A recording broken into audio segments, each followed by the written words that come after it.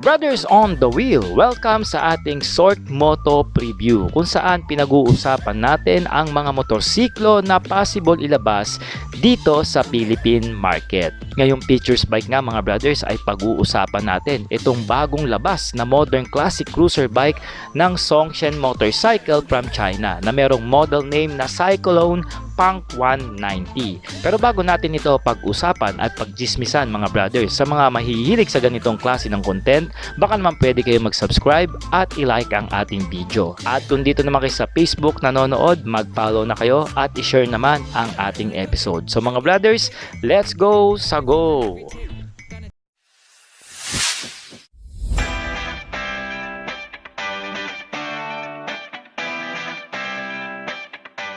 Mga brothers, available na sa Shopee ang ating riding jersey at iba pang mga riding gears na ginagamit natin. Nandyan yung link sa gilid ng video. Let's go! Sa go!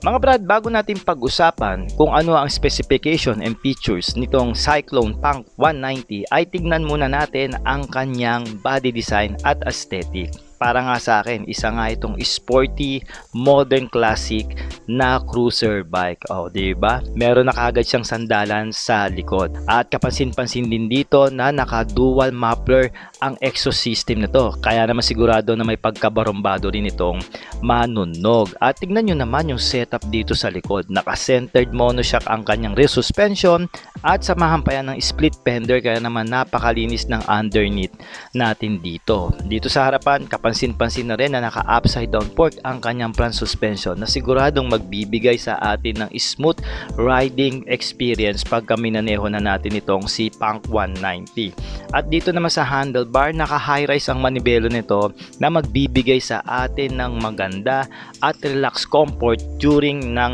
riding. O, diba? Parang meron siyang resemblance sa Ducati Diabelt. Konti lang dahil dito sa kanyang sporty na tangke all the way dito sa baba na matulis na fairings. Tsaka yung chassis niya, parang trellis ang kanyang pagkaka-design.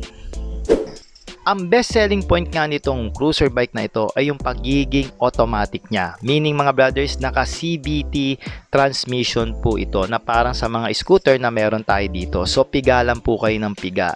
Pabor na pabor ito sa mga riders na hindi marunong mag-clutch at nasanay sa scooter na magja-jump sa isang cruiser bike na kaya mag-produce mga brothers ng 22 horsepower at 9,000 RPM. Malakas-lakas ito at kayang umarangkada ng 20.1 Nm of torque at 7,000 RPM. Meron nga itong single cylinder with the 190cc na displacement. 4 valves po ito at naka-double overhead cam. Of course, mataas yung kanyang compression ratio kaya naman naka-liquid cooling ang kanyang cooling system pagdating sa makina. Meron ito mga brothers na fuel tank na 12.5 liters at ayon nga sa kumpanya, kaya nga nito maka-top speed ng 120 kilometers per hour at palagay ko sapat na yon para sa isang cruiser bike na 200cc ang displacement. Pagdating naman sa riding ergonomics, hindi ka bibigoin ng cruiser bike na ito dahil po sa kanyang high-rise na madimbela. At sigurado ito upright at mababa lang po ang ating seat height na tumataas lang ng 740mm na papabor talaga sa mga average Filipino rider na katulad ko na 5'5 lang ang height pababa. At ito mga brothers ay meron lang bigat na 145kg na akmang-akma para sa isang 200cc na cruiser bike. Of course, lahat ng ilaw nito ay pinaiilaw na ng LED magmula sa kanyang projector lamp at napakagandang daytime running lights. Yung turn signal lights niya rito, pansin ko na LED na rin at hanggang dito sa taillight. Pag it comes naman sa kanyang instrument cluster, naka-color digital meter na rin tayo rito at sana meron din itong USB charging port para makapag-charge tayo ng ating mga gadget. At para naman sa safety, nilagyan na rin ito ng dual channel ABS at traction control. So saan ka pa? Formado na, loaded pa.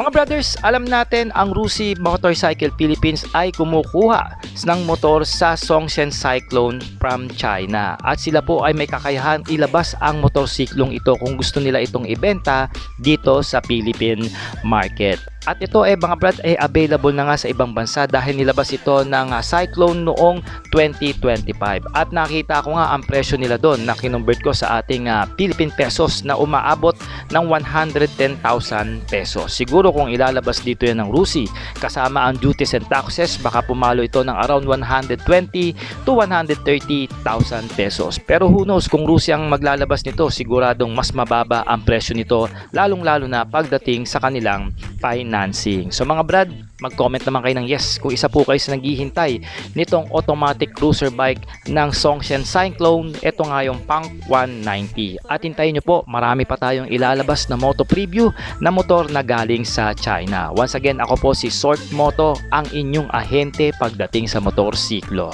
Alright!